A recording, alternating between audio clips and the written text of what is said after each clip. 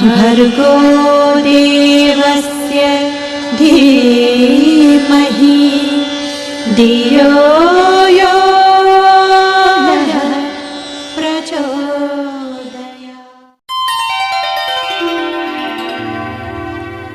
अखण्डमण्डलाकारं व्याप्तं येन चराचरं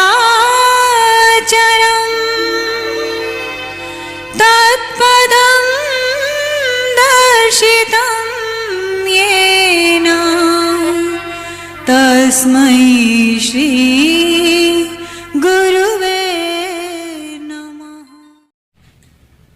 मित्रों, आज उन समस्त साधकों के लिए जो गायत्री की साधना करते हैं या किसी भी देवी देवता की साधना करते हैं, किसी भी मंत्र का जाप करते हैं, लेकिन आपका मंत्र फलित क्यों नहीं होता है? आप उस स्तर पर क्यों नहीं पहुंच पाते जहां दूसरे लोग पहुंच गए? कहां पर हमारी चूक हो जाती है? एक ऐसा अद्भुत सूत्र आज हम आपको बताने के लिए जा रहे हैं कि साधना के समय यदि आपने उस सूत्र को अपने जीवन में उतार लिया तो गायत्री मंत्र आपको 100% लाभ देगा। गायत्री मंत्र ही नहीं, किसी भी देवी देवता की यदि आप पूजा करते हैं, किसी भी मंत्र का आप जाप करते हैं तो वो मंत्र आपको फलित होगा। तो आज हम आपको उस सूत्र से परिचय कराएंगे, उस सूत्र को बताने के लिए जा रहे हैं। इस वीडियो को यदि आप ध्यानपूर्वक सुनेंगे, इसका ध्यानपूर्वक तरीके से आत्मसात करेंगे तो निश्चित रूप से आप गायत्री साधना में आप सफल होंगे और गायत्री की असीम कृपा आपको प्राप्त होगी। राधे राधे, जय श्री कृष्णा, नमस्कार। मैं आचार्य पंडित गिरीश वारोलिया, गायत्री महामंत्र। ओम भूर्भुवः स्वः तत्सवितुर्वरेण्यं भर्गो देवस्य धीमहि धियो यो नः प्रचोदयात्। अखण्डमण्डलाकारं व्याप्तं येन चराचरं तत्पदं दर्शितं येन तस्मै श्री गुरवे नमः, तस्मै श्री गुरवे नमः। मित्रों, गायत्री को 3 टुकड़ों में बांटा गया है और अध्यात्म में सफलता के जो सूत्र है वो 3 भागों में बटे हुए हैं। पहला है उपासना, दूसरा साधना और तीसरा आराधना। उपासना का अर्थ होता है पास में बैठना। आप जब किसी चीज के पास बैठते हैं तो वैसे ही गुण आपके अंदर आ जाते हैं। एक लकड़ी का टुकड़ा आग से बाहर पड़ा हुआ है, आप उसको आराम से उठा सकते हैं, आप उसको पैरों की ठोकर भी मार सकते हैं, कहीं भी आप उठा करके उसको फेंक सकते हैं। लेकिन वही लकड़ी का टुकड़ा यदि आग को समर्पित हो जाता है, आग के अंदर चला जाता है, तो फिर आपको उसको पकड़ना मुश्किल है, फिर आप उसको अपने हाथों से नहीं पकड़ पाएंगे। यह है उपासना। उपासना का अर्थ होता है मिट जाना। उपासना का अर्थ होता है समर्पित, अपने आप को अपना आप का समर्पण कर देना। लेकिन जब हम साधना करते हैं तो हम उस तरीके से साधना करते हैं जिस तरीके से कोई व्यक्ति पक्षियों को पकड़ने के लिए दाना डाल देता है और जैसे वो फंसते हैं तो उनका सुरमा बना के खा लेता है। लोग मछली पकड़ने के लिए कांटा डालते हैं, उसमें कुछ लगा देते हैं और उसको पकड़ के उसका भक्षण कर लेते हैं। तो भगवान इतना सस्ता नहीं है कि आप सोचे कि हम उसको अक्षत पुष्प चढ़ा दें, माला का जाप कर लें। लेकिन हम अपने अहंकार को विसर्जित न करें। अहंकार आपका तब तक विसर्जित नहीं होगा जब तक कि आप समर्पण नहीं करेंगे। एक छोटी सी कहानी यदि हम आपको बताएं तो आप उससे जल्दी समझेंगे। एक राजा शिकार करने के लिए गया और शिकार करते करते शाम हो गई, अंधेरा छाने लगा, काफी दूर निकल आया था जंगल के बाहर निकलते निकलते काफी रात हो जाती, हिंसक जानवरों का खतरा था। उसने कहीं ठहरने का विचार किया तो सामने देखा कुछ लाइट जल रहा है, तो वो गया तो वहां एक सराय थी, उसमें उसने रात्रि विश्राम किया। जब सुबह आने लगा तो उसने उस सराय के मालिक से पूछा कि क्या 2 अंडे मिलेंगे। चूंकि अंडे उपलब्ध थे, उसने दूध के साथ में अंडे लिए। जाने लगा तो उसने पूछा कि इसके कितने दाम हैं। बोले 100 अशर्फी। राजा बड़ा भ्रमित हुआ कि क्या यहां पर अंडे मिलना इतना मुश्किल है, अंडे इतने महंगे क्यों हैं। तो उसने उस सराय के मालिक से पूछा कि क्या यहां अंडे इतने मुश्किल है मिलना। तो उसने बोला नहीं, अंडे तो मुश्किल नहीं है, लेकिन राजा यहां मिलना मुश्किल है। राजा ने 100 अशर्फी निकाली और उसको दे दी। राजा के जाने के बाद में उसकी पत्नी पास में बैठी हुई सब नजारा देख रही थी। तो उसने बोला कि तुमने तो कमाल कर दिया, राजा से आपने 1 अशर्फी में अंडा आता, आपने उससे 100 अशर्फी कैसे ले ली। 5 रुपए के अंडे के आपने 100 अशर्फी ले ली। तो उसने बोला कि मैं तेरे को एक और किस्सा सुनाता हूं। मैं एक राज्य में गया, नया था मैं वहां के लिए। मैंने एक पगड़ी ली 5 रुपए की और उसका बढ़िया रंग रोगन किया और उसको पहन करके उस दरबार में मैं पहुंचा। चूंकि मैंने उसको रंग रोगन से इस प्रकार से सजा दिया था कि वो देखने में बड़ी चमकदार लग रही थी। तो उस राज्य के राजा ने पूछा कि भाई ये पगड़ी कहां से लाया हो आप, कितने में दोगे। तो उसने बोला 5000 अशर्फी में। तो वजीर ने राजा के कान में कुछ कहा कि यह व्यक्ति जो है आपको बेवकूफ बना रहा है। तो वो समझ गया कि शायद राजा से ये जो है कुछ सलाह दे रहा है। तो उसने बोला ठीक है, कोई दिक्कत नहीं, मैं अब जा रहा हूं, शायद आप वो राजा नहीं हैं जिसके लिए लोगों ने मुझसे बोला था। बोले किसने बोला था। बोले मैंने जिस व्यक्ति से ये पगड़ी खरीदी थी तो उसने बोला, मैंने उसको बोला कि भाई ये काफी महंगी है। बोले महंगी क्या है, यहाँ पर एक राजा है, वो इसकी कीमत 5000 अशर्फी भी दे सकता है। तो मैं तो बड़ी उम्मीद से आया था। राजा ने बोला रुके। उसने उसकी 10,000 अशर्फी उसको दिया। जब वो जाने लगा तो बाहर वजीर ने उसको रोका और बोले भाई आपने किस विधि से राजा से 25 रुपए की पगड़ी का आपने जो है, या ज्यादा से ज्यादा 5 रुपये 25 रुपए की होगी, आपने उससे 10,000 अशर्फी कैसे ले दी। तो उसने बोला वजीर से कि तुम जो है पगड़ियों की कीमत जानते हो, मैं लोगों की कीमत जानता हूं। हम सब अहंकार से भरे हुए हैं। जब तक हमारे अंदर के काम, क्रोध, लोभ, मोह, अहंकार जब तक तुरहित नहीं होंगे तब तक हम परमात्मा के समीप नहीं बैठ पाएंगे। हम परमात्मा के समीप बैठते तो हैं, लेकिन हमारा मन इधर उधर भटकते रहता है। एक महात्मा के पास में एक चेला था। उसको कहीं पता चला कि महात्मा के पास में पारस पत्थर है। पारस पत्थर क्या काम करता है कि यदि लोहे को स्पर्श करा दो तो वो सोना बन जाता है। तो उसने सोचा कि क्यों ना इस महात्मा से उस पत्थर को लिया जाए और मैं खूब बड़ा आदमी बन जाऊं। तो उसकी चापलूसी करने लगा। बोले महाराज आप मैंने सुना है कि आपके पास वो पारस पत्थर है।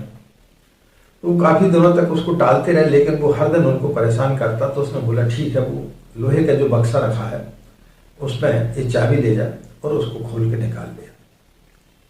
तो जैसे उसने लोहे का बक्सा बोला और लोहे की चाबी, उसने सोचा कि पारस पत्थर तो लोहे से, लोहा जो है वो सोना बन जाता है, ये मुझे शायद बेवकूफ बना रहा है। तो उसने बोला महाराज आप मुझे बेवकूफ बना रहे हैं।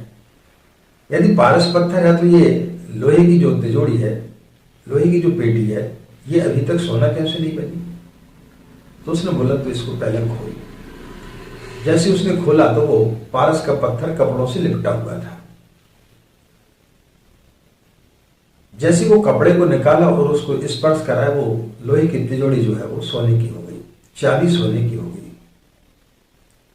तो उस महात्मा ने बोला कि जब तक इसको कपड़े से लपेटा हुआ था तब तक ये लोहे को सोना नहीं बना सकती थी। इसी प्रकार हम ईश्वर के समीप तो बैठते हैं, लेकिन हम इतने आवरण ओढ़े हुए रहते हैं अपने अहंकार का, अपनी वासनाओं का, अपनी तृष्णाओं का। इस कारण से हम परमात्मा के समीप नहीं पहुंच पाते। हनुमान जी क्या थे? सुग्रीव के एक छोटे से नौकर थे। लेकिन जैसे वो भगवान की शरण में आए, उन्होंने भगवान राम को समर्पित कर दिया। तब वो लंका, समुद्र को लांघ करके लंका चले गए, लंका को तहस नहस करके आ गए। और उसके पश्चात में वो, यदि आप राम दरबार का चित्र देखेंगे तो उनके परिवार के साथ में उनका चित्र है। भगवान ने बोला कि तुम मुझे अपने भाइयों के समान हो, तुम में और भरत में कोई अंतर नहीं है। ये कैसे हुआ? इस समर्पण। उन्होंने उनको अपने आपको जो है उनके प्रति समर्पित कर दिया। सुग्रीव अपने भाई से डरा हुआ पर्वत पर बैठा हुआ था, लेकिन उसने भगवान राम को समर्पित कर दिया, तो वो वहां का राजा बन गया। विभीषण ने भगवान राम को के समक्ष जाकर के अपना समर्पण कर दिया, तो रावण की मृत्यु हुई और रावण का राज्य उसे मिला। नहीं तो कोई सोच सकता था कि विभीषण को लंका का राज्य मिलेगा? एक गरीब की लड़की रहती है और उसके किसी धनाढ्य व्यक्ति से या किसी डॉक्टर से या किसी इंजीनियर से जब उसकी शादी हो जाती है, तो शादी होते ही साथ वो जो है सेठानी बन जाती है, डॉक्टराइन बन जाती है। ये क्या हुआ? ये समर्पण हुआ। वैसा भी होती, लेकिन वैसा के छूने मात्र से वो उस व्यक्ति की संपत्ति के अधिकारी नहीं होती, क्योंकि वहां समर्पण नहीं होता है, वहां सौदा होता है। और जहां सौदा होता है वहां पर आप भगवान के समीप नहीं बैठ सकते। आप ये बोले कि हमारे मोहल्ले में एक सज्जन पुरुष रहते हैं, वो मुझे अपने बेटे जैसा समझते हैं। बेटा जैसा समझते हैं, आप बेटा बेटा आपको बोलते रहते हैं, लेकिन क्या आप उनकी संपत्ति के अधिकारी हो सकते हैं? आपने उनको कभी अपनी तनख्वाह ले जा करके दी? आपने कभी उनके लिए कुछ काम किया? लेकिन उनका जो लड़का है उसका समर्पण है, तो जब उसका समर्पण है तो वो संपत्ति का अधिकारी होगा। आपने बेल को देखा होगा, बेल नीचे पड़ी रहती, लेकिन जैसे वो किसी विशालकाय झाड़ से लिपट जाती है तो वो भी उतनी ही ऊंचाई तक पहुंच जाती है। चिपकने का नाम ही समर्पण है। जो व्यक्ति ईश्वर से चिपक गया, जो व्यक्ति ईश्वर में समा गया, बूंद समाई समुद्र में, जब तक बूंद अलग है तब तक वो बूंद कहलाएगी, लेकिन जैसे उसने अपने अस्तित्व को मिटाया और समुद्र में जैसे वो गिरी, वो क्या हुई? वो भी समुद्र बन गई।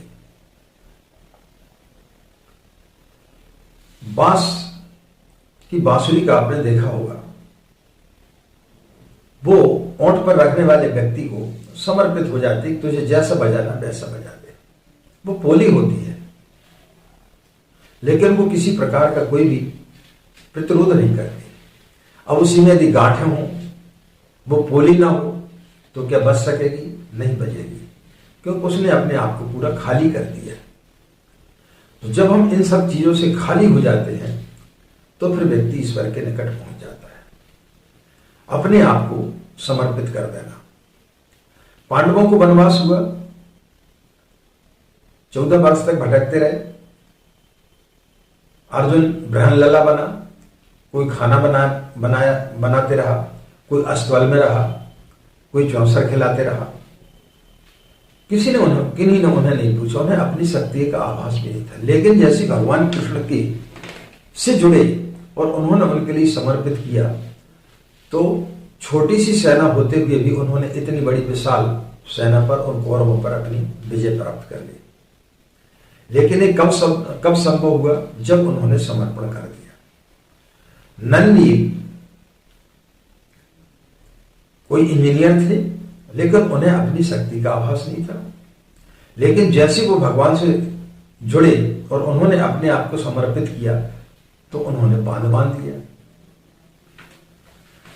तो उपासना का मतलब होता है पास में बैठना। तो जो व्यक्ति मिटने के लिए तैयार हो जाता है और जो व्यक्ति अपने आप को समर्पित कर देता है तो वह शक्ति उसके लिए फलित होना चालू हो जाती है।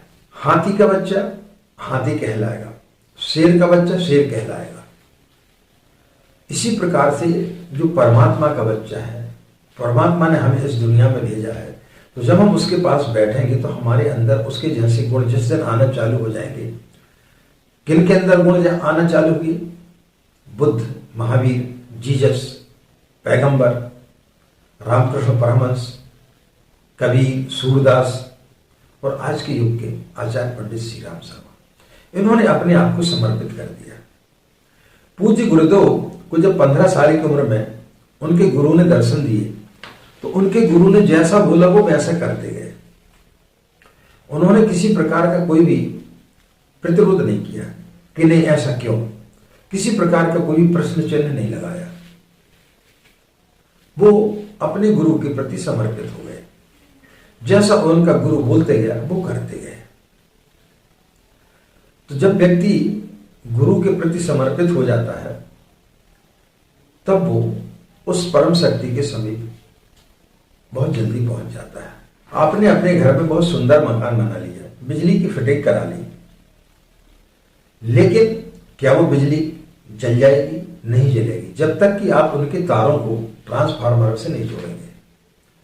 और जैसी ट्रांसफार्मर से आप उन तारों को जोड़ देते हैं, आप बड़ी से बड़ी चीजें चला सकते हैं। आप एसी चला सकते हैं, आप हीटर चला सकते हैं, आप अपना फ्रिज चालू कर सकते हैं, आप वॉशिंग मशीन चला सकते हैं, आप बड़ी बड़ी मशीनरी चला सकते हैं।